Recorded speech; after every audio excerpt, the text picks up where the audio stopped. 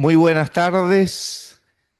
Un saludo especial a nuestros y nuestras estudiantes de IPP, funcionarios, docentes, tanto quienes están acá en nuestra sede como también a quienes están online conectados para esta charla. Eh, Como saben, nuestra institución tiene un compromiso muy grande con la formación y con tener una formación que esté conectada a la realidad y a las necesidades tanto actuales como del futuro. Y hablando del futuro, nos encontramos en una época donde hay cambios, tenemos la inteligencia artificial, tenemos la automatización de procesos y una serie de nuevas tecnologías que están surgiendo. En este contexto, hay una pregunta que es urgente, aunque incómoda, aunque nos pueda también inquietar, que es, ¿tu profesión está preparada para el futuro? Para ayudarnos a responder esta interrogante y entender hacia dónde va el mundo laboral, hoy tenemos el honor de contar con un invitado internacional de primer nivel. Su nombre es el profesor Andrés Palaro. Él viene de Argentina. Él está a cargo del Observatorio del Futuro de la Universidad Siglo XXI. La Universidad Siglo XXI es la universidad privada más grande de Argentina y también es parte del grupo Revolution, del cual somos parte. El trabajo de Andrés eh, se centra en el cruce entre tecnología, las humanidades y el mercado del trabajo. Él es un experto en descifrar cómo las herramientas digitales transforman nuestras vidas, pero sin perder de vista el factor más importante que es el valor humano. Hay muchas preguntas que nos hacemos y también nos preguntamos si acaso la inteligencia artificial nos va a reemplazar, pero también hay alternativas. Que la inteligencia artificial sea una herramienta, un complemento para nosotros, para buscar nuevas formas de generar valor a las organizaciones, tanto en el sector privado como en el sector público. De este tema va a tratar Andrés y sin más dilación le damos la bienvenida. Muchas gracias, Andrés.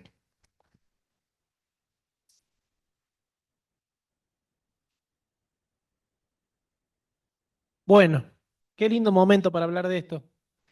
Momento de mucha expectativa, ¿no? De muchos miedos, ilusiones también, de que podamos llevar la humanidad y nuestras vidas a un progreso sostenido, ¿no? Es como que el clima está muy activo. Así que, bueno, un gusto compartir este momento. Gracias, Mónica, gracias a todos la familia de IPP por la invitación. Espero que podamos conversar en este momento y, bueno, dejar disparadores para que después sigan. Bueno, esta es la pregunta que nos convoca. Así que vamos a empezar a desandar del carretel lo que puedo traerles como nuestra mirada, la mirada del Observatorio del Futuro, pero para que conversemos, ¿no? Así que les pido que cuando tengan una inquietud, una pregunta, un comentario, por favor se animen. Yo le voy haciendo señas allá a mi coequiper que me va pasando. Cuando usted diga. Bueno, el futuro se nos vino encima, ¿no? Suelo empezar las charlas con esta imagen porque no pasaba hace 2 o 3 años esta sensación de que la cuestión se aceleró mucho, ¿no? Eh, por supuesto, inteligencia artificial generativa mediante, como el gran vector, pero no solo eso, muchos otros cambios sociales, culturales, económicos, geopolíticos, se están juntando para sentir esta sensación de que la cosa va muy rápido y de que nuestra realidad presente está muy superpuesta con lo que llamamos futuro, es decir, con lo que está emergiendo, con lo que puede pasar, con lo que podría venir, con lo que podríamos construir que antes era más lento. Lo podíamos planificar un poco más, podíamos establecer agendas hacia adelante. Hoy es como que estamos muy sorprendidos por esta eh, mezcla de presente activo que tenemos que seguir, dar resultados, funcionar y al mismo tiempo el futuro que se nos va colando, cosas nuevas, emergentes, innovaciones, señales de lo que podría ser normal si el ritmo de cambio avanza. ¿No? No sé si se sienten así, un poco sorprendidos y desbordados por esta agenda de este tiempo, tercera década del siglo XXI, ¿no? Es muy de esta década, porque si bien venimos con cambios desde los 2000, con muchos cambios digitales sobre todo, esta década en particular todo se aceleró. De alguna forma, no me puedo mover de acá por el Zoom. Así que si me muevo mucho, avísenme porque a mí me gusta caminar. Em, Nosotros ya veníamos hablando de los entornos VUCA, ¿no? En tema, cualquier curso de management, de negocios, esto era parte del ABC en los últimos años, pero ahora hay un concepto que refleja mejor, que es flux, refleja mejor esto que hablábamos antes, ¿no?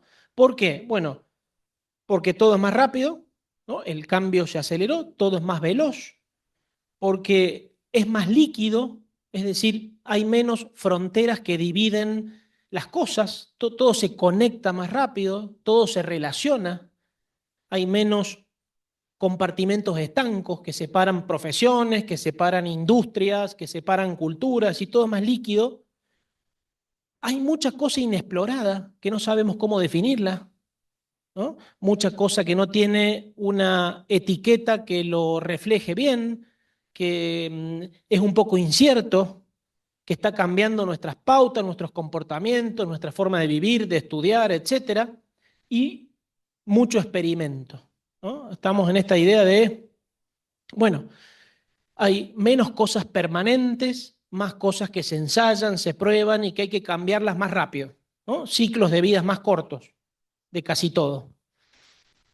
En este contexto nos desenvolvemos más complejo y desafiante, ¿no? Imagínense para quien tiene que tomar decisiones con muchos colaboradores, empleados, ¿no? En este contexto, es decir, todo es más difícil de proyectar y tiene mucho que ver también con, bueno, este tiempo de convulsión que estamos viviendo, ¿no? Porque evidentemente es más difícil mirar a 1 año, a 2 años, a 3 años.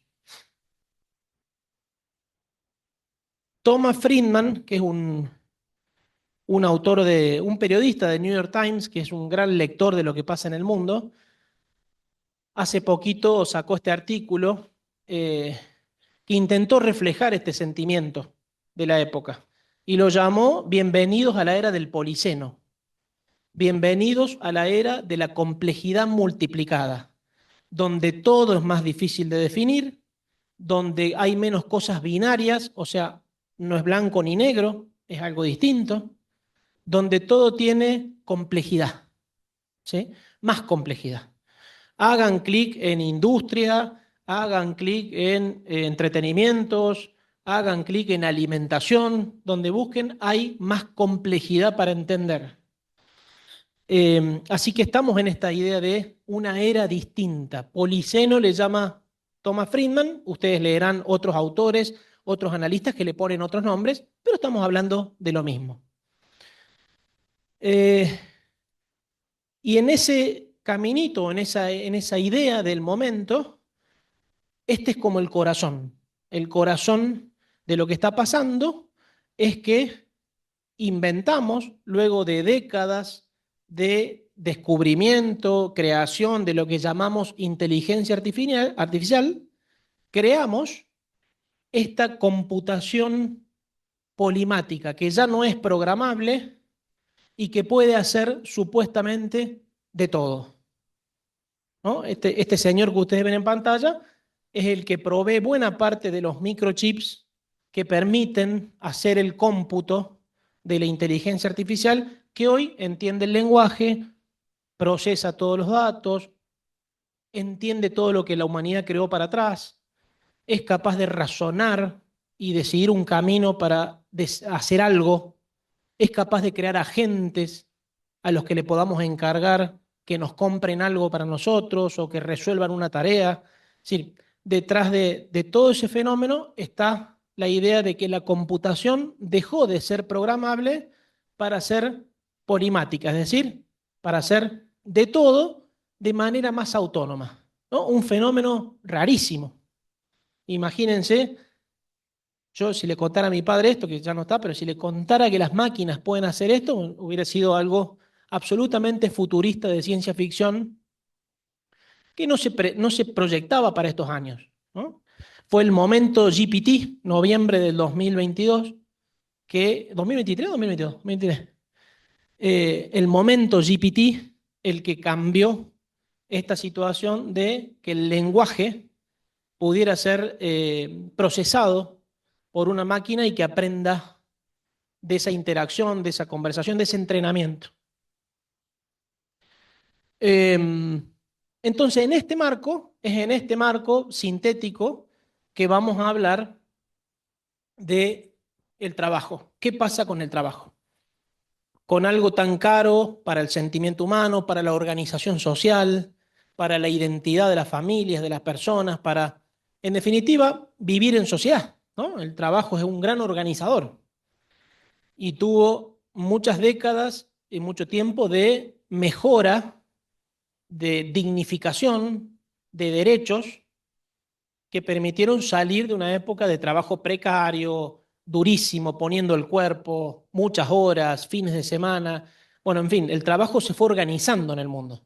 Pero llegamos hoy a un momento donde el trabajo está puesto en el centro de la escena de qué puede pasar con todo esto. Así que la idea es recorrer un poquito cómo venía esta discusión del cambio del trabajo hasta hace poquito, hasta hace unos meses, porque después les voy a contar por qué empezó a cambiar esta situación. Hasta hace unos meses, lo que dominaba la conversación sobre el futuro del trabajo era más o menos lo siguiente. Primero, sabíamos que hay un avance de la automatización, ¿no? Esto no es nuevo. Imagínense que venimos de revoluciones industriales anteriores, que en general fueron automatización del trabajo, ¿no? Dejar de hacer menos trabajo manual, menos trabajo físico y pasar a tener más trabajo cognitivo, intelectual.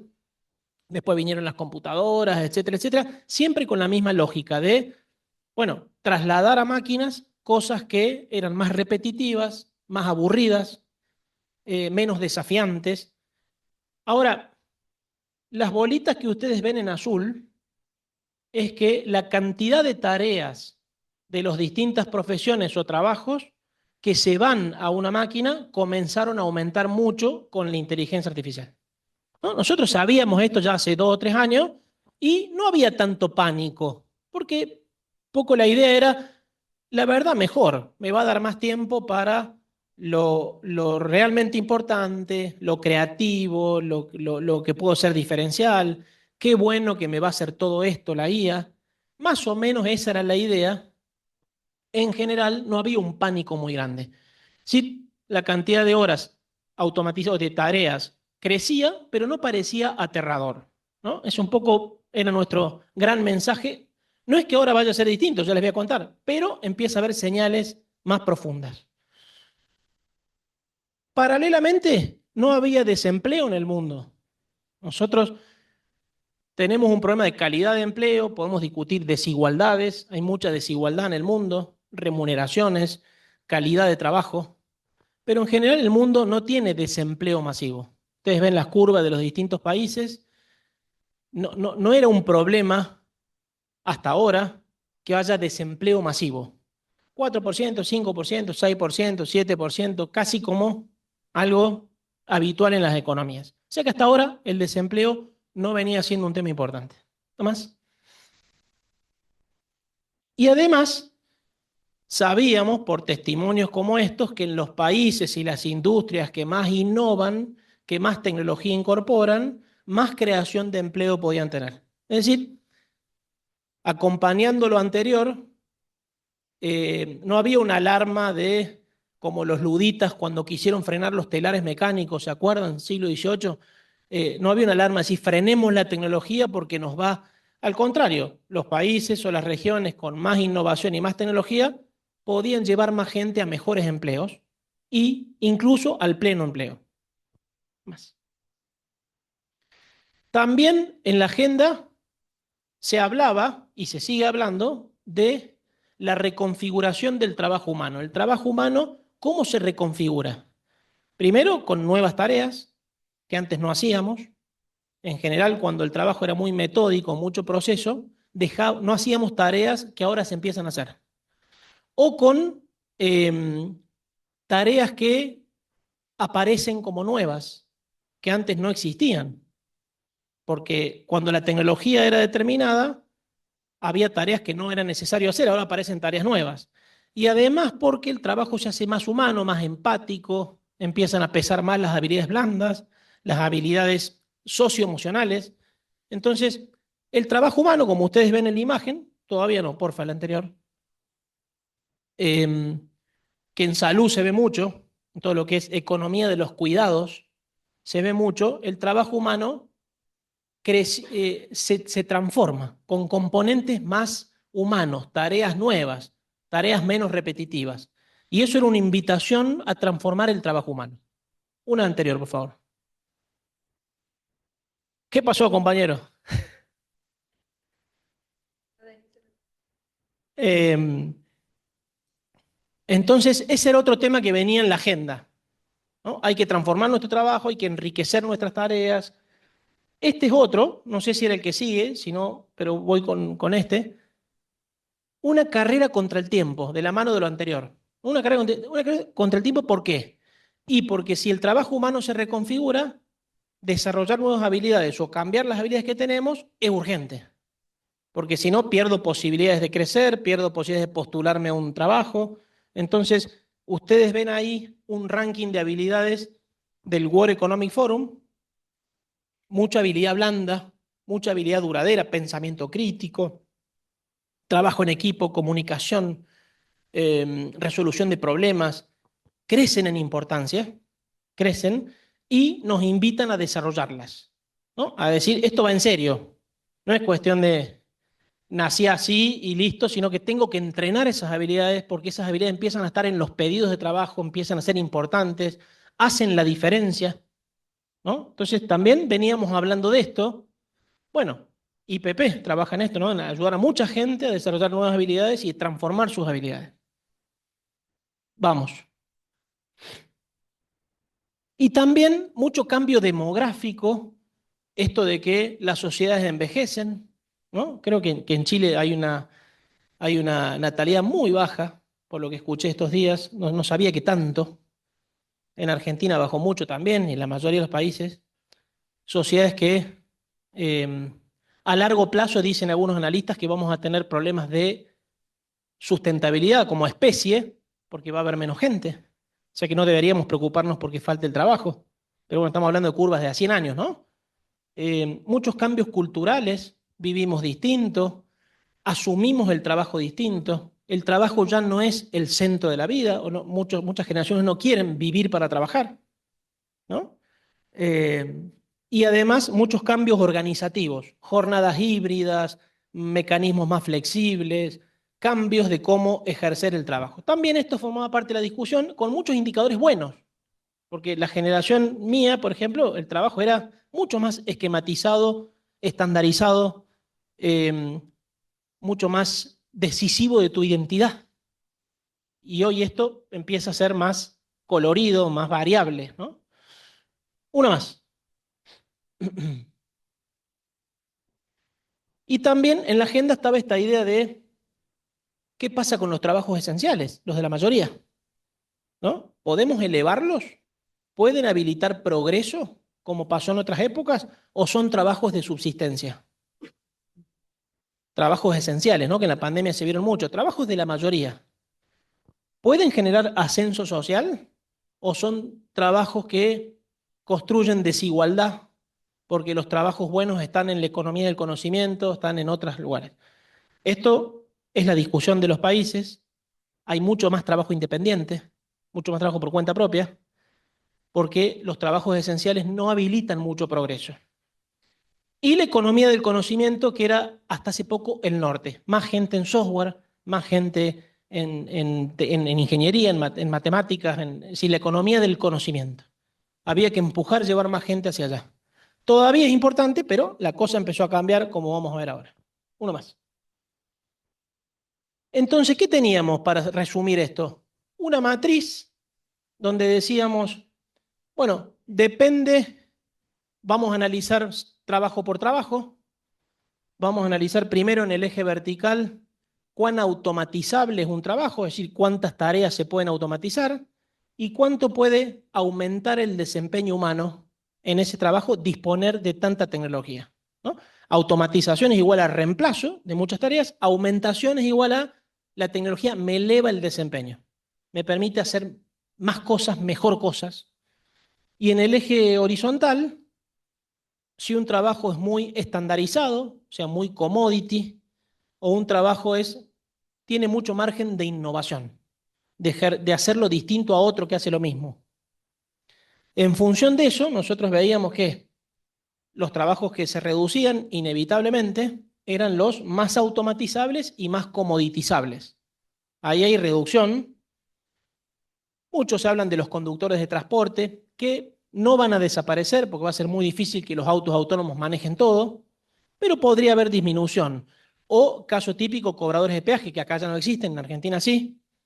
Trabajo que evidentemente, ¿acá existen o no? Poco, poquito, ¿no? Porque los peajes son en general, en Argentina hay mucho. O la discusión de los playeros de gasolina. No sé acá cómo está, pero en Argentina es muchísimo. Ahí está la discusión porque mucha gente quiere que le sigan cargando nafta y que le presten un servicio y no cargar solos. Pero son trabajos donde una máquina los puede hacer en general casi todas las tareas y donde no hay mucho margen para ser innovador. Si nos vamos para este costado, no, sí, nos vamos para este costado derecho, donde la automatización es mucha, acá, pero empieza a haber más margen de innovaciones. Si yo puedo hacer tareas distintas, puedo introducir elementos nuevos, puedo meter habilidades blandas, puedo ser mucho más, puedo armarme un entorno de trabajo más innovador, por ejemplo, un operador de marketing que tiene un montón de tareas que se automatizan, contenidos, informes, análisis de mercado, etcétera, pero puede ser un gran constructor de alianzas, puede ser una persona empática, una persona que construye vínculos, puede ser muy innovador. Ahí lo que había es transformación, trabajos que se transforman, no se reducen, a priori no se reducen. Si me voy para arriba, que es el mejor escenario, la tecnología me aumenta, me mejora, ahí aparece primero el enriquecimiento, donde hay mucha comoditización, por ejemplo, un enfermero o, por ejemplo, un operador de maquinaria agrícola. Ahí el trabajo no puede ser tan innovador, pero la tecnología eleva el desempeño de esa persona que con más tecnología puede convertirse más en experto. ¿Sí? No tiene que ser un ingeniero o un postdoc no tiene que ser un posgrado, porque la tecnología le da mucha soporte que antes no tenía. Y si me voy a la derecha, la promesa de nuevos trabajos, más innovadores, más creativos y aumentados por la tecnología, ¿no? Responsables de eficiencia energética, de bienestar, en ciberseguridad, es decir, áreas que parecen crecer o que tienen pronóstico de crecimiento. Esta es un poco la matriz que tratábamos de entender en esta discusión que traíamos sobre el futuro del trabajo hasta hace unos meses. Uno más. Y empezábamos a ver matrices como estas. Por ejemplo, la de un enfermero que tiene mucho, ustedes ven lo que está en gris, es mucho de trabajo de enfermero que no cambia, que no se ve impactado, mucho trabajo físico y un poco de celeste, que es trabajo híbrido, que tiene que modificar porque tiene que entenderse con la inteligencia artificial. Pero el trabajo de un enfermero no tenía mal pronóstico de impacto. Ahora, una más, el trabajo del programador de software, a diferencia, miren todo lo celeste que tiene. El programador de software ya no puede trabajar como antes. El que no programa usando inteligencia artificial queda fuera de mercado.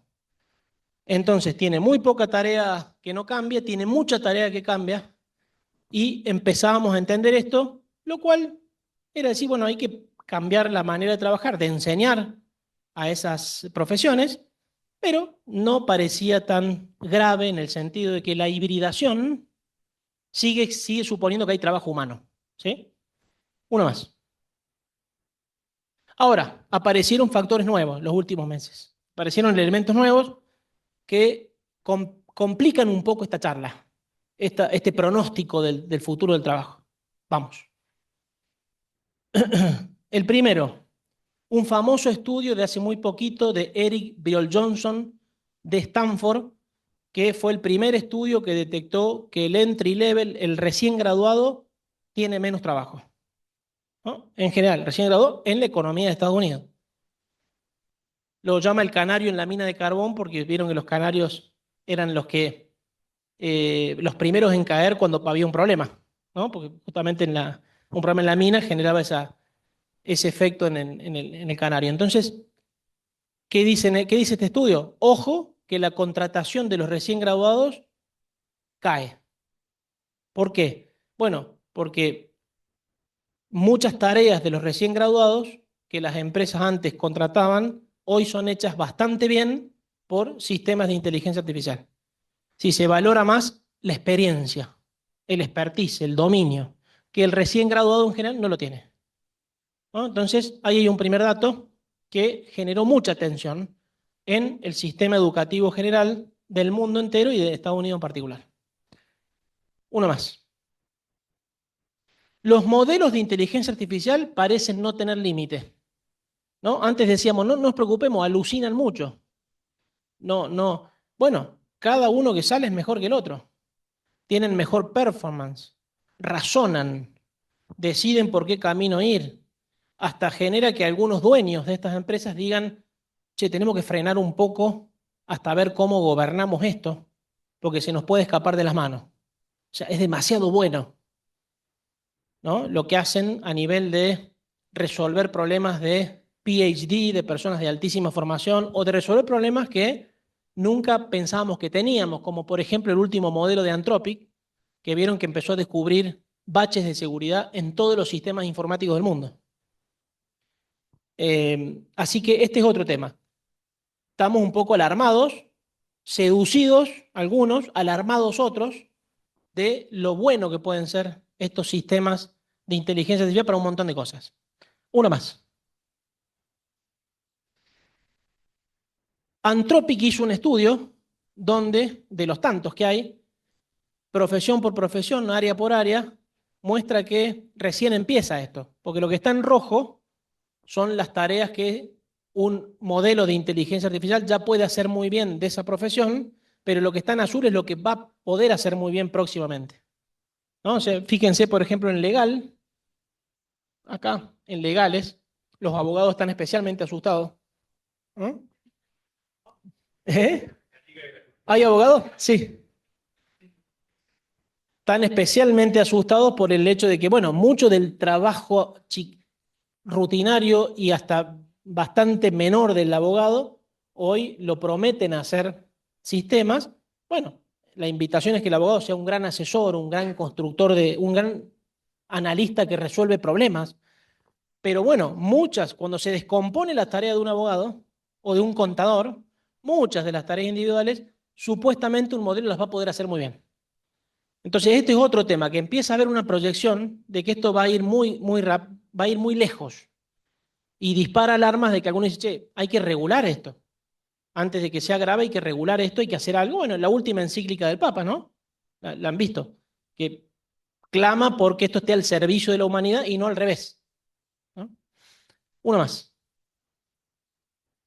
Y empieza a haber algo que hasta ahora no pasaba, que es una brecha entre crecimiento de la economía, Estados Unidos, economía testigo del mundo, de lo que puede pasar, y el empleo. Es decir, la economía puede crecer, el empleo ya no lo sigue, ¿no? Antes siempre pasó que crecimiento económico, si aumenta el PBI, aumenta la demanda, aumenta la producción, aumenta el consumo, aumenta el empleo.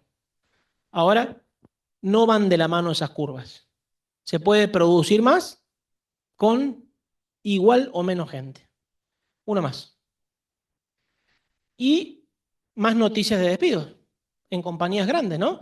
Que es verdad que competían por llevarse la mejor gente, entonces vivían en una burbuja, ¿no? Todas estas grandes contrataban con tal de fichar a alguien, por más que no tuvieran que darle, era una especie de círculo de posicionamiento, y ahora empiezan a achicarse y despedir y reducir su plantilla, ¿no? Una más. Y también enrarece o cambia esta idea de que, y esto es interesante, porque empieza a haber empresas que dicen, estoy despidiendo gente o estoy implementando inteligencia artificial y no me cambia el resultado. Esto está bueno porque ya vamos a ver, es mucho más difícil de lo que se cree reemplazar gente, reemplazar personas. Y este concepto del workload, ¿no? Es decir, tengo más trabajo que antes. Me metieron a hacer cosas con GPT, me metieron a hacer cosas con Gemini, quieren que introduzca inteligencia artificial, entonces estoy haciendo lo de antes más lo nuevo y esto es un lío. Empieza a haber mucho sentimiento de que en lugar de ayudarnos, nos está complicando la agenda y nos está generando más trabajo. Esto es reciente también y es otro elemento que se suma a la conversación. Pero también se suma uno preocupante, que es que la robótica está en busca del momento GPT, ¿no? Que les contaba antes, el momento GPT cuando la cosa cambió. La robótica está en un boom, un poco alocado, ¿no? Porque la verdad que, ¿quién decidió que necesitemos robots para tantas tareas cotidianas y demás? ¿Y quién podría decir no lo hagamos y frenarlo? O sea, es un tema que no tiene solución porque en el marco de la libertad económica, del capitalismo y demás, siempre va a haber empresas innovando tratando de crear un mejor robot. Ahora, ¿los necesitamos? Bueno, hay distintas posturas, pero son cada vez mejores y más baratos. Y en unos años se van a vender en los shoppings. Y podrán desatar nuevas olas de desigualdad si alguien tiene robot para hacer cosas y otros no, por ejemplo. Esto se viene y es otro elemento que complica el escenario, ni hablar si un robot se hace cargo de tareas domésticas, de repartir paquetes y afecta los trabajos esenciales que hablábamos hace un ratito. Una más. Y bueno, para completar el cuadro, aparecieron los agentes, ¿no? No estaban los agentes en escena hace un año. Eran los modelos de inteligencia artificial que nos ayudaban a hacer cosas, a ahorrar tiempo, a entender mejor el mundo, a cometer menos errores. Ahora los agentes hacen cosas solos, ¿sí? Uno le puede dar acceso a tu máquina, podés configurarlo, darles reglas, no hace falta saber programar y los agentes pueden ejecutar trabajos para vos. Algunos livianamente proponen que una persona va a tener empleados agentes y va a poder tener una empresa con eso. Puede ser que en algunos casos así funcione, pero bueno, estamos intentando construir otra narrativa y otra historia para que las personas sean relevantes. Lo cierto es que en alguna medida está bueno tener a gente que nos hagan cosas, si es que nosotros los coordinamos, los orquestamos y no nos reemplazan, ¿no? En eso estamos tratando de entender. Cloud, claramente Anthropic es líder en este caminito, ¿no? De habernos dado Cloud Cowork y herramientas para justamente encargarle cosas y que las hagan por mí. Una más. Y el último elemento, muy nuevito, este tiene un par de meses, no sé si lo han visto, comienza a haber una reacción social y una reacción universitaria contra la inteligencia artificial.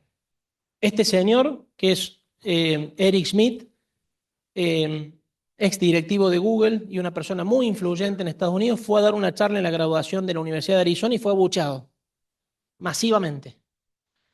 O sea, empieza a haber una reacción muy fuerte en los graduados de las universidades más importantes respecto a este fenómeno de quién gestiona esto, quién coordina esto de que la IA pueda hacer cada vez más cosas de mi campo disciplinar, de mi profesión.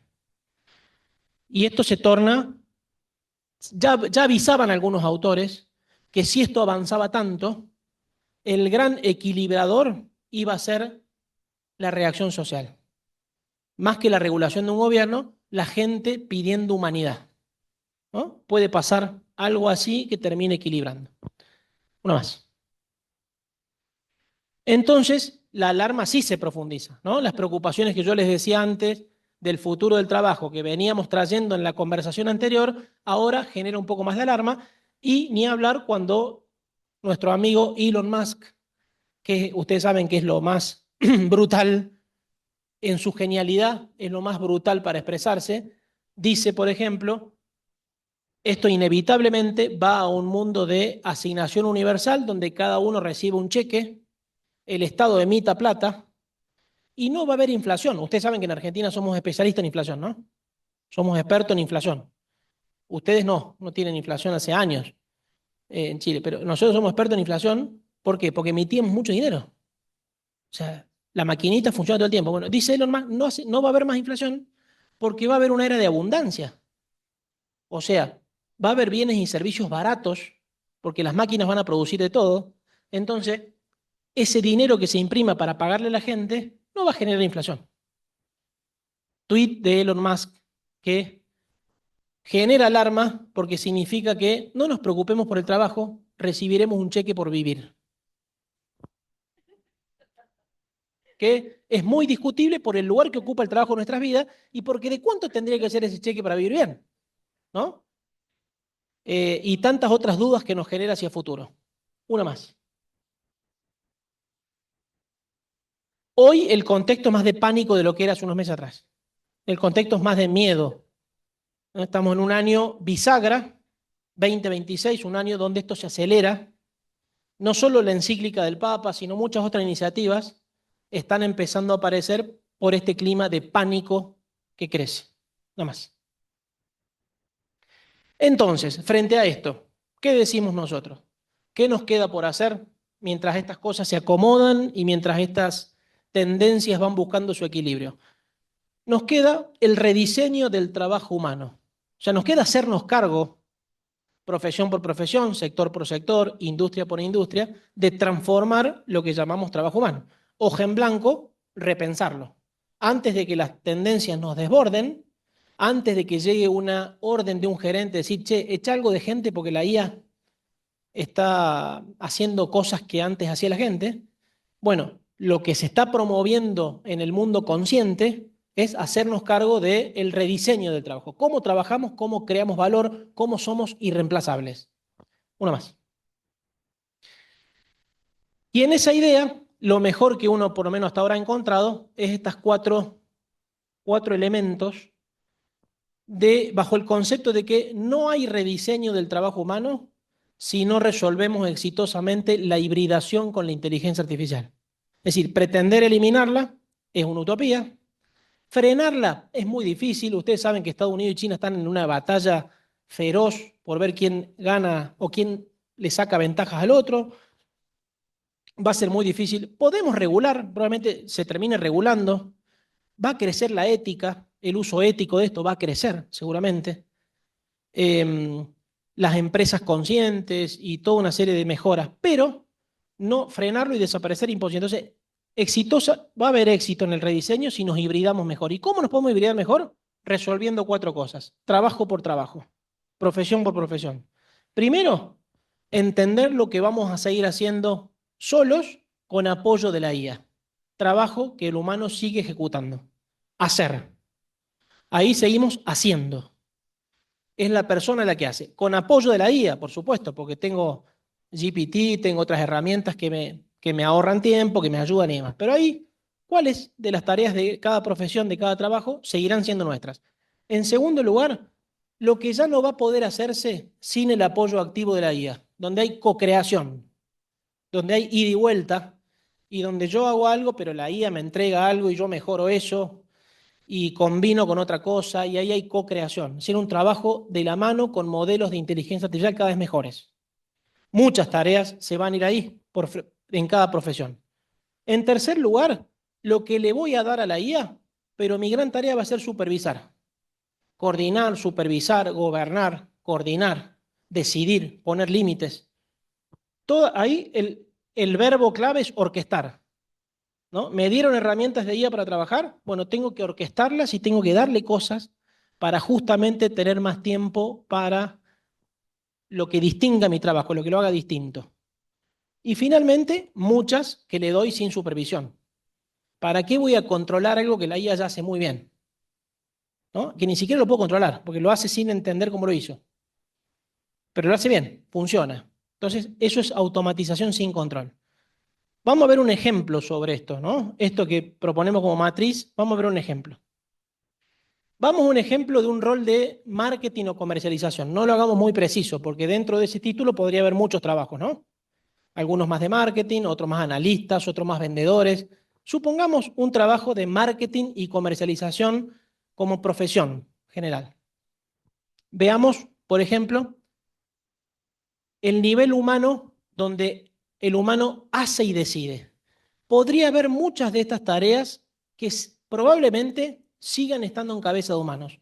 Por ejemplo, definir el posicionamiento estratégico de una marca, comprender cambios culturales profundos, sensibilidad para comprender esos cambios, detectar oportunidades de negocio, cosas nuevas, negociar alianzas comerciales, donde hace falta mucha conversación, mucha persuasión, presentar propuestas a grandes clientes, clientes que salen del molde, resolver crisis reputacionales, temas que están a la orden del día, de que nos afectan como marca, tomar decisiones éticas, ¿dónde está la ética? ¿Dónde está el límite de los valores de una empresa?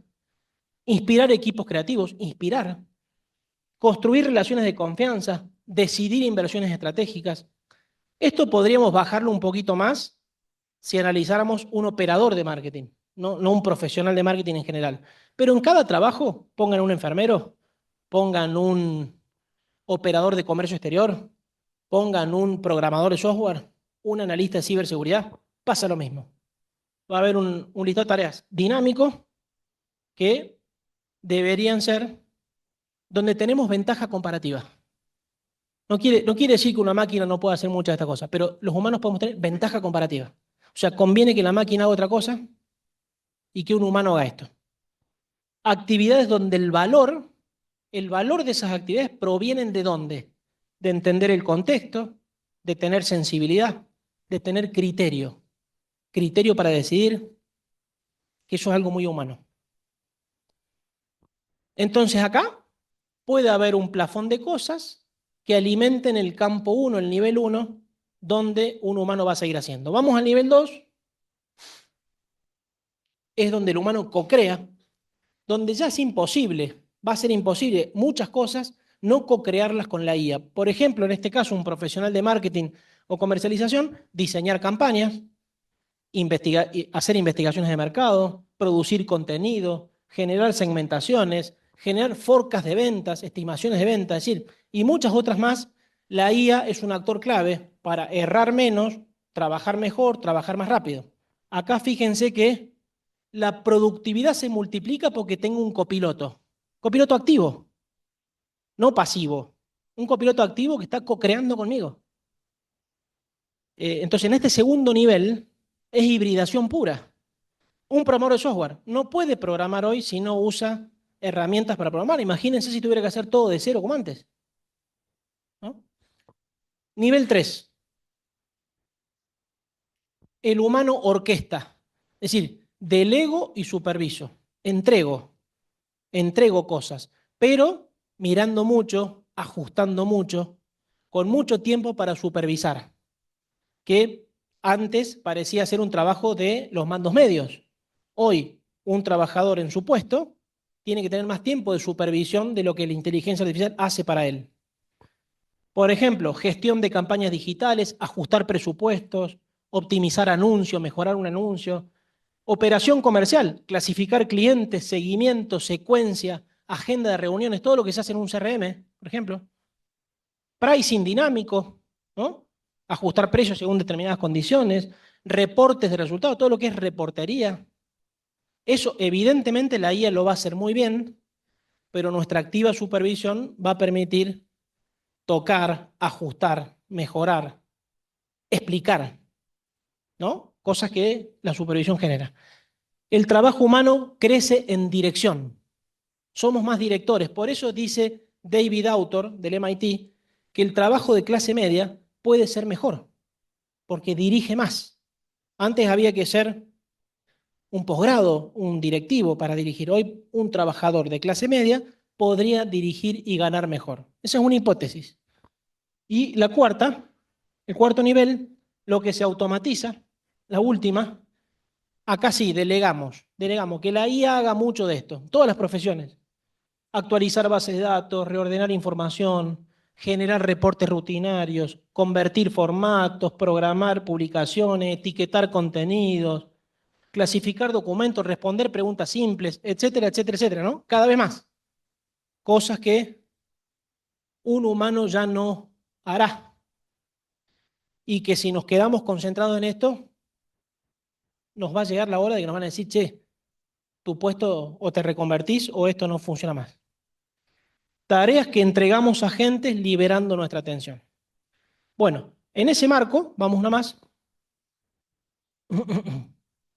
En ese marco es lo que queremos que está sucediendo hoy de manera desordenada. Cada profesión, cada colegio profesional, cada empresa haciéndolo como puede, con mucho miedo, con mucha decisión apresurada de algunos gerentes dueños de achicar, que después se arrepienten, ¿no? Porque hay empresas que se están arrepintiendo de despedir cuando ven que no todo era tan fácilmente reemplazable. Y vamos descubriendo, o sea, esto puede cambiar porque vamos descubriendo cosas permanentemente. Una más. Acá está un tema clave donde empezamos a entender esto mejor. El último estudio de McKinsey. ¿Saben qué es ese 75% de tareas? 75% de habilidades del 100%. ¿Qué interpretan de ahí? Esa porción mayoritaria de habilidades para el trabajo. Habilidades requeridas para el trabajo. Son habilidades que pueden ser hechas por personas o por máquinas. No son ni netamente de uno ni netamente de otro. Es decir, es la porción mayoritaria del trabajo que demanda a gritos que los humanos con la inteligencia artificial nos entendamos. Es ahí donde está la oportunidad de hibridación. ¿No? No son ni actividades puramente, ni habilidades puramente de las máquinas, ni habilidades puramente de los humanos. Son invitaciones a entendernos y a co-crear. Humanos con algo que antes no teníamos, que es copilotos inteligentes para trabajar. Pasa en el enfermero, pasa en el guardia de seguridad, pasa en todos los trabajos. ¿Cómo resolver eso? Una más. En síntesis, si esto fuera así, más que reemplazo, tendríamos un enorme proceso de rediseño del trabajo profesional. Un enorme proceso, donde no queda nadie afuera.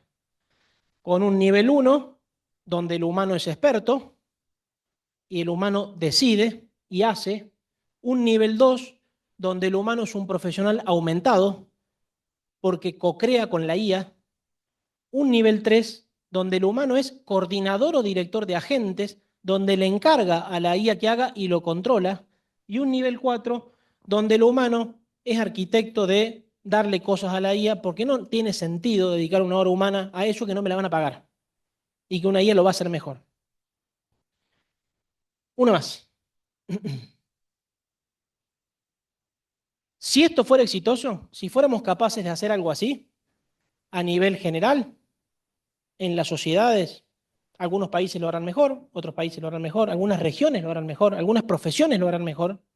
Si esto fuera así, podríamos estar habilitando esta idea que a nosotros particularmente nos entusiasma mucho de una economía de la sabiduría. Una economía que es mejor que la economía del conocimiento. Una economía donde los humanos, montados en la inteligencia artificial, podemos producir y vivir mejor. Trabajar menos horas, ganar igual o mejor y generar una nueva era de progreso a raíz de la tecnología inteligente que creamos, que la creamos nosotros. Esos trabajos que ustedes ven ahí son trabajos enriquecidos, o sea, más de esos, miles de esos. Trabajos donde la tecnología enriquece, eleva y le saca presión y horas a mi trabajo. Y si en lugar del fin del trabajo humano intelectual estamos hablando del renacimiento del trabajo puramente humano, frente a tanta narrativa pesimista, que puede pasar, ¿no? Porque el futuro no está asegurado. Frente a tanta narrativa pesimista, si todo esto tuviera un sentido de que en lugar del fin fuera una invitación a reinventar el trabajo más puramente humano, ¿qué es lo más puramente humano? Lo que tiene que ver con lo que somos especiales, distintos, diferentes, y que una máquina difícilmente puede hacer como nosotros. Si eso fuera así, y se multiplicara en el enfermero, en el cocinero, en el profesional y demás, estaríamos con la posibilidad de construir una economía de la sabiduría, que es distinta a la economía del conocimiento de hasta hace 5 años, a la industrial del siglo XX y a la agraria del siglo XIX. Una más. Bajo esta mirada, ahora sí, para ir cerrando y conversar, premisas para profesionales del futuro, para profesiones del futuro, ¿no? Que todos estamos en esta idea de, che, ¿habrá profesiones que se terminan, profesiones del futuro, profesiones que están destinadas a desaparecer o qué nos esperará como profesionales? Bueno, algunas premisas no son certezas, son simplemente ideas. Porque cuando hablamos de futuro hablamos de posibilidades, simplemente de posibilidades. Una más. Eh,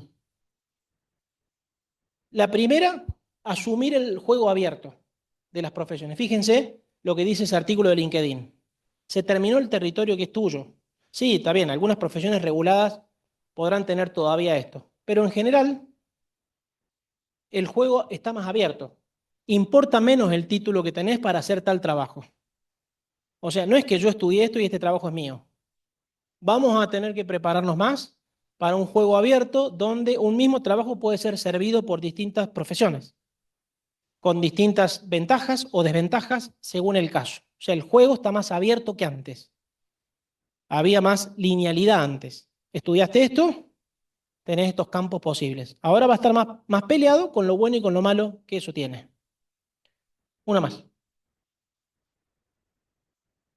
Cambiar,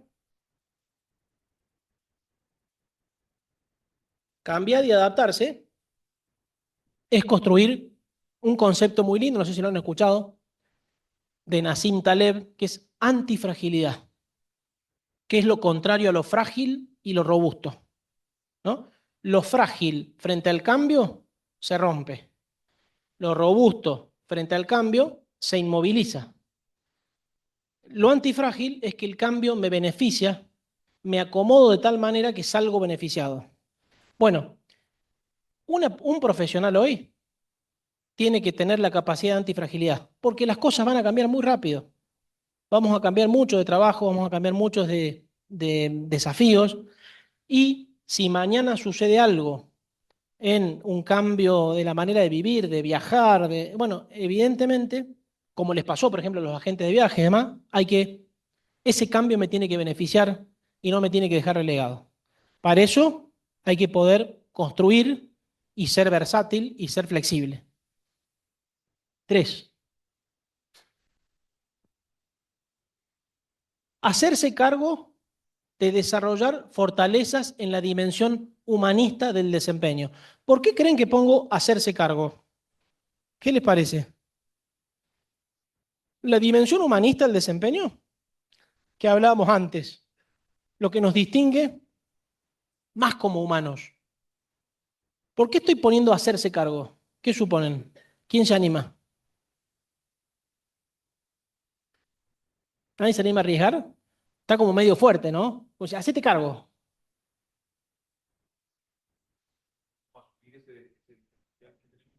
Sí, sí, asumirlo. Es que no lo veníamos haciendo. No lo veníamos haciendo, ¿no? Es como que, a ver, yo soy así, esta es mi personalidad.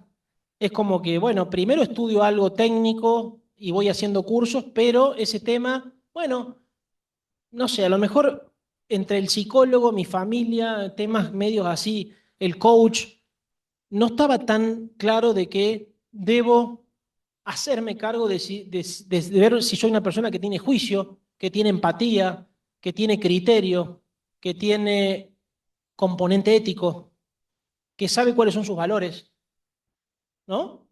Es como que no era un tema muy vital. Era más fácil che, ir a estudiar algo técnico. Hay que hacerse cargo de esto porque básicamente vamos a tener más trabajo por estas cosas que por tener habilidades técnicas. Entonces, está llegando el momento que la contratación, los procesos de selección, tienen mucho más análisis humano. ¿Quién sos, che? ¿De dónde venís? ¿Cómo pensás? ¿Qué te mueve en la vida? ¿Qué cosas te sensibilizan? ¿Qué tan amplio sos cuando hay un problema? Cosas que en la contratación hacen la diferencia y lo van a hacer cada vez más. ¿Sí? Cuarto tema.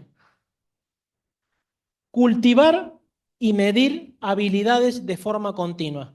Este artículo de LinkedIn, fíjense lo que dice. llegó la hora de asumir el tema skills en serio. ¿Por qué en serio? Porque vieron que todo es competencia, todo es habilidad, ¿no? Todos vendemos lo mismo hoy, lo que estamos diciendo, competencia, formación por competencia. Ahora, vamos a tener que ser mejor en esto. Y un profesional va a acumular certificado, decir, che, yo tengo la competencia de negociación. Y acá está mi certificado digital en mi billetera virtual, me lo dio tal. Y puedo dar cuenta de esa competencia. Y se van a medir y va a haber mejores procedimientos, tanto para desarrollarlas como para medirlas. Entonces, bueno, a algunos esto les resulta estresante, ¿no? En mi época estudiábamos, hacíamos las materias, nos recibíamos, aprobábamos y después el resto era más o menos ir viendo. Ahora es un poco estresante tener que decir qué habilidades tenés, qué competencias. Pero esto se va a sofisticar cada vez más y vamos a tener que tener esa billetera virtual que diga qué competencias voy teniendo, qué nivel de esas competencias. La tecnología nos va a ayudar, ¿no? Si no es inviable. Va a haber herramientas mejores y demás, y vamos a acumular certificados interoperables que van a valer acá o en cualquier parte del mundo si yo desarrollé la habilidad intercultural o la habilidad de comunicación y escucha avanzada. Uno más. Dominar la inteligencia artificial como desafío continuo, ¿no? Evidente. Famosa frase de que no te va a reemplazar la IA, te va a reemplazar un colega que use la IA mejor. Bueno, algo de esto hay, ¿no? Evidentemente hay mucho disponible, las carreras están incluyendo formación en IA, hay mucho de autodidacta, pero evidentemente va a ser un desafío profesional inevitable dominar la inteligencia artificial para usarla para mi profesión. Eso requiere horas, requiere entrenamiento, requiere cultivar ese dominio inevitablemente. Una más. El famoso learnability, ¿no? Esto de capacidad para aprender. ¿Vieron que se habla mucho? Nosotros lo medimos en el Observatorio del Futuro y la mayoría de las empresas no saben el nivel de aprender a aprender o learnability que tienen sus empleados. No saben, no lo miden. Entonces no sabes si tu gente está preparada para seguir aprendiendo. Y esto va a ser central en el futuro y tiene mucho que ver con la curiosidad, pero también con la mentalidad de crecimiento, ¿no? Mentalidad de que yo puedo seguir aprendiendo. Esto se estudió, un estudio del MIT, que aprendían más las personas con mentalidad de crecimiento que creen que pueden aprender cosas nuevas. Si no te bloqueas. Entonces, learnability, aprender a aprender, y bueno, este semestre, o sea, es que reforcé con una habilidad nueva o con un abordaje nuevo para, no sé, ser más enfático a la hora de comunicar un tema difícil. Le agregué eso.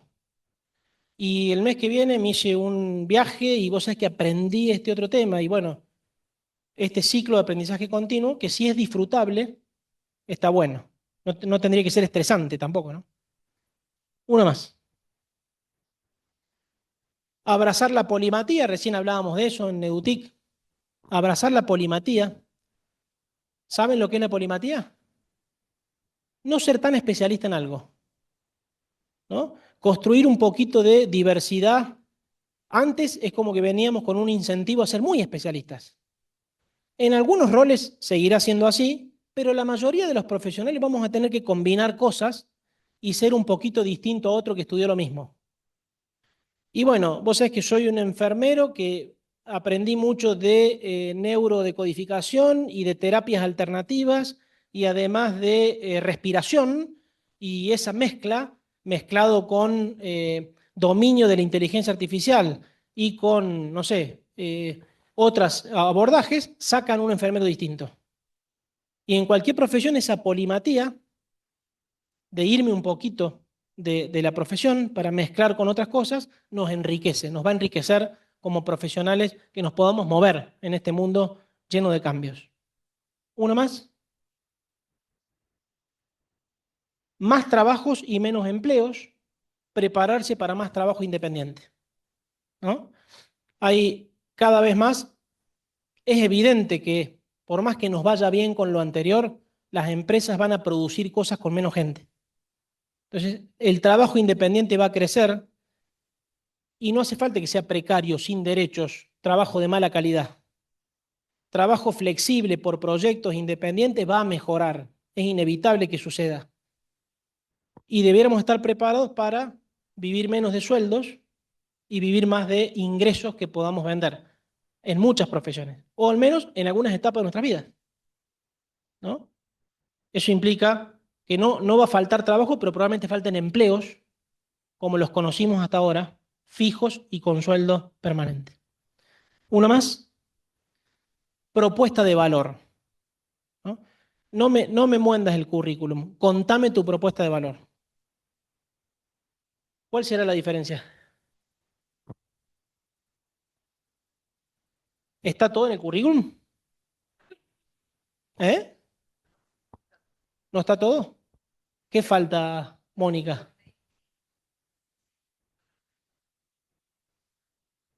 Bien.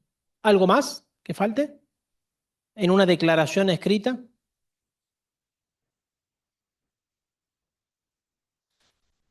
Bueno, la propuesta de valor tiene que ver con todos los atributos que fui juntando en mi vida y que se combinan para ser quien soy y mi oferta al mundo, y que es distinta unos de otros.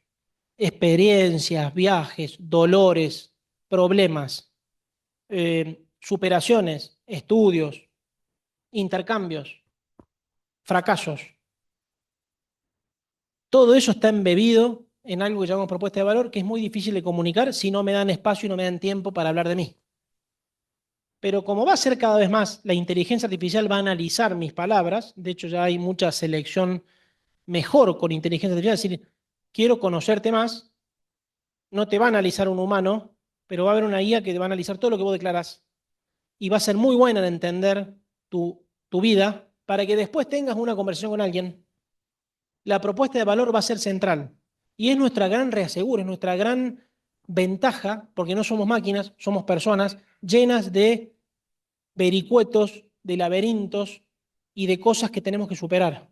Eso nos hace distintos unos a otros. Entonces, podré tener un título, dos o tres, pero mi propuesta de valor trasciende al título que tenga y la voy a tener que contar.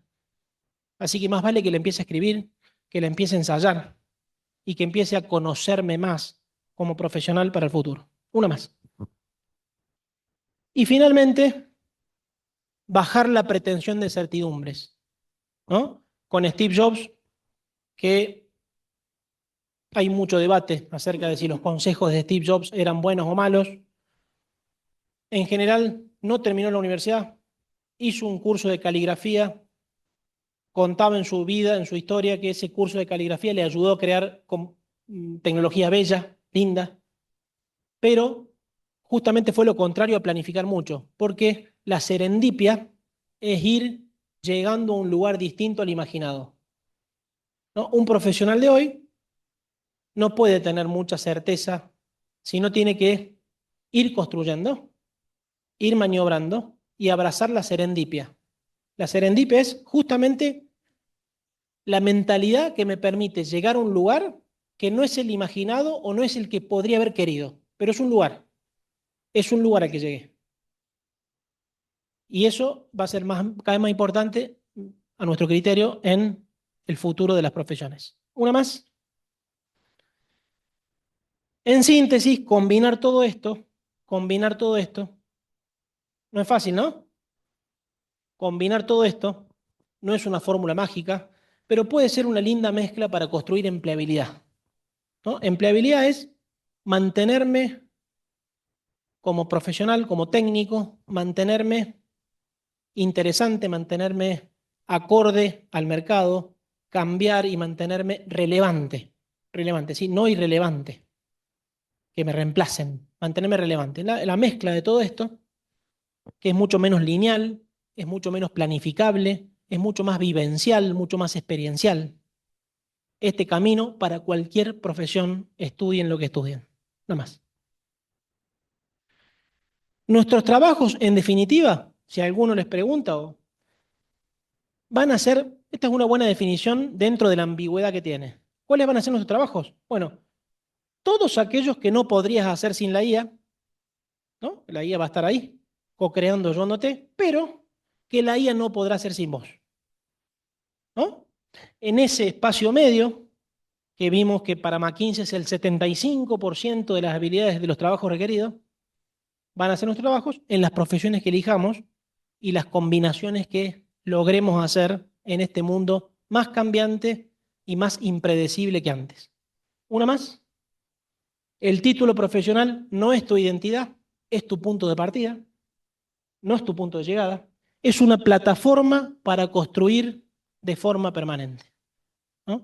El título profesional no es que deje de ser importante, ¿no? Vendemos educación, pero concebido, entendido como un punto de partida y una plataforma que te va a dar mejores condiciones para construir todo esto que si no lo tuvieras. Porque esa base de formación, de competencias y de cosas que creíste que hoy eran para vos, van a ser habilitadores de lo que vendrá, que es poco planificable. ¿Una más?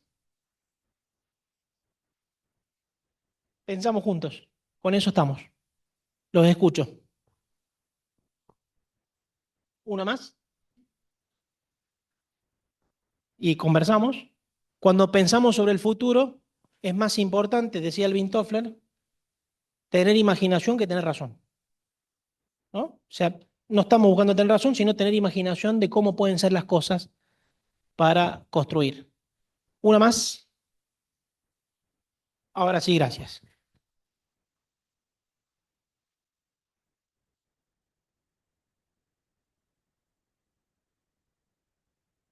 ¿Preguntas, comentarios, ideas?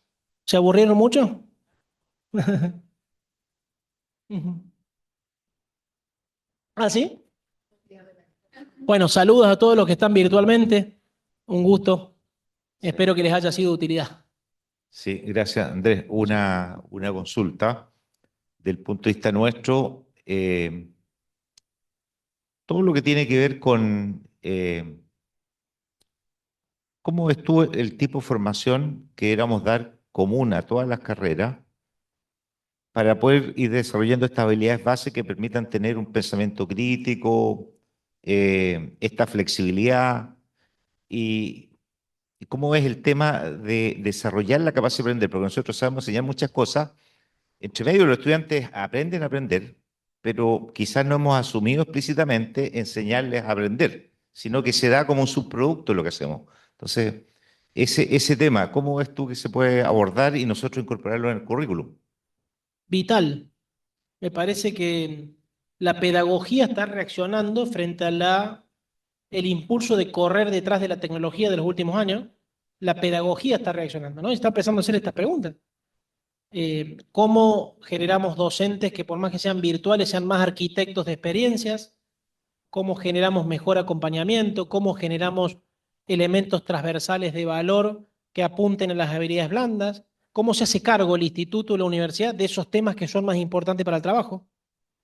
Porque después los estudiantes nos van a penalizar si salen con el título y no tienen buena empleabilidad, ¿no? Entonces, si esto es vital, debiéramos encontrarle soluciones que se está discutiendo. Venimos recién de DUTIC, del evento donde las universidades, los institutos están discutiendo estas cosas. Cómo mejorar la formación para estos tiempos y la certeza un poco, una de las conclusiones que yo me llevo del evento de hoy es que institutos y universidades tienen la ventaja de la pedagogía frente a plataformas que te ofrecen cursos gratis, cursos rápidos.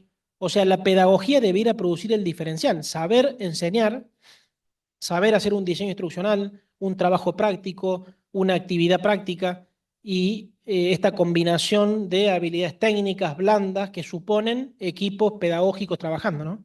Así que yo te diría que es un buen tema.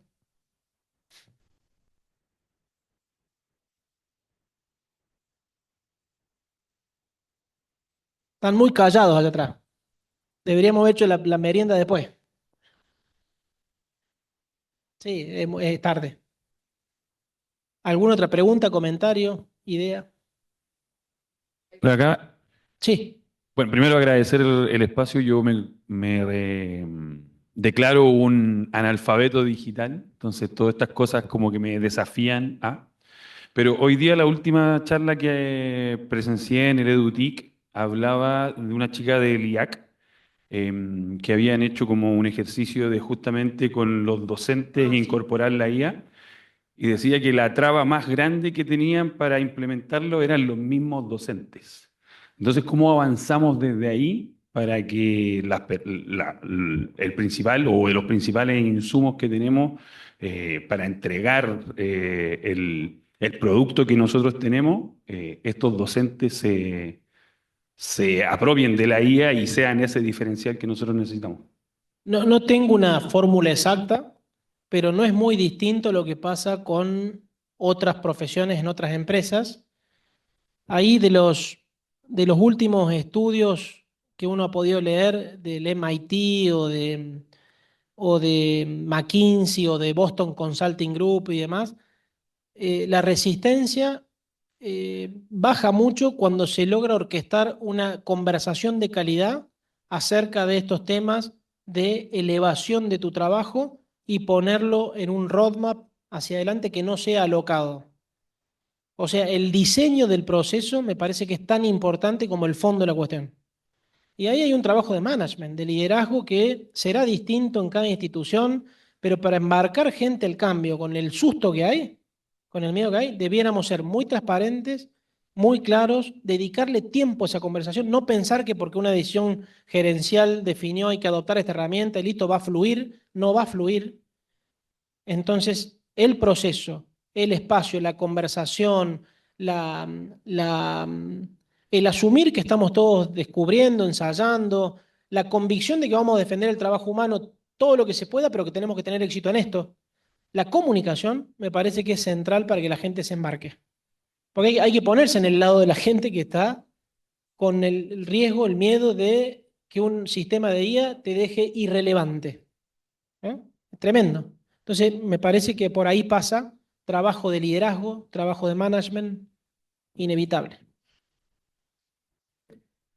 Andrés, muchas gracias por el tiempo.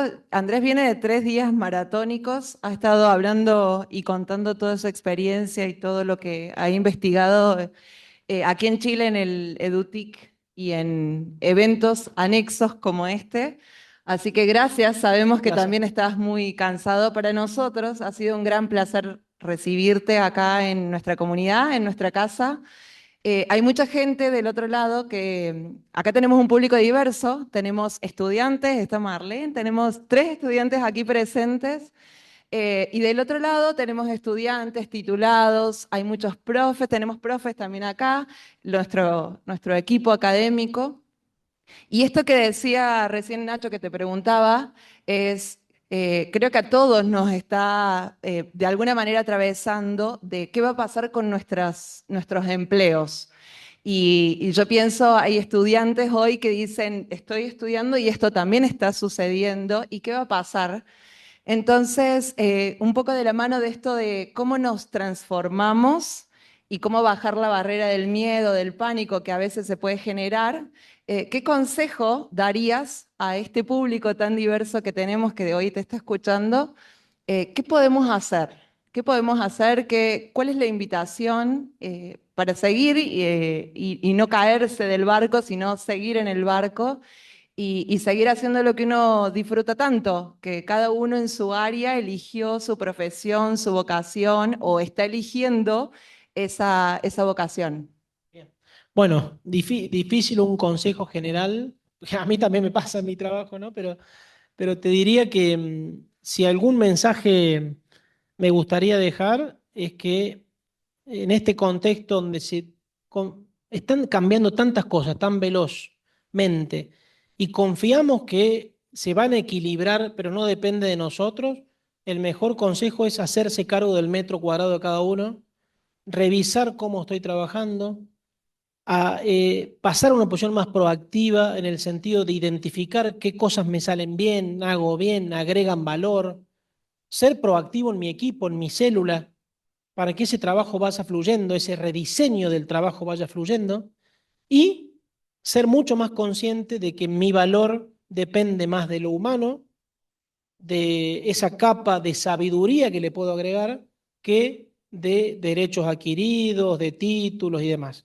Entonces, mi metro cuadrado se está moviendo, hacerme cargo de eso en la medida que pueda. A algunos les ajusta más el zapato, a otros menos, algunos están económicamente un poco más holgados, otros menos, ¿no? Esto es muy difícil que haya una solución para todo, pero siempre requiere de nosotros el metro cuadrado que no se puede terciarizar. No se puede encargarle a otro que me vaya resolviendo esto. Así que es la mejor inversión, mientras tanto. Bueno, muchas gracias. Bueno, muchas gracias a ustedes. Un placer.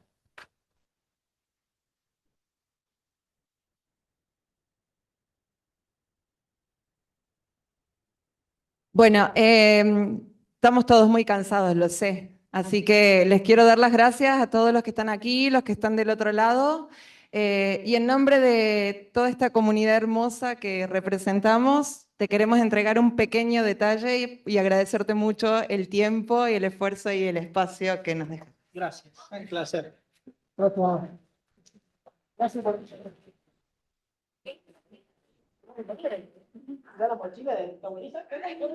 Ah, ¿hay algo adentro? Sí. Mira que sí. La guía. Esta es la guía. Muchas gracias. Bueno, cualquier cosa a disposición. La presentación se la comparten a los que quieran y estamos en contacto. Gracias.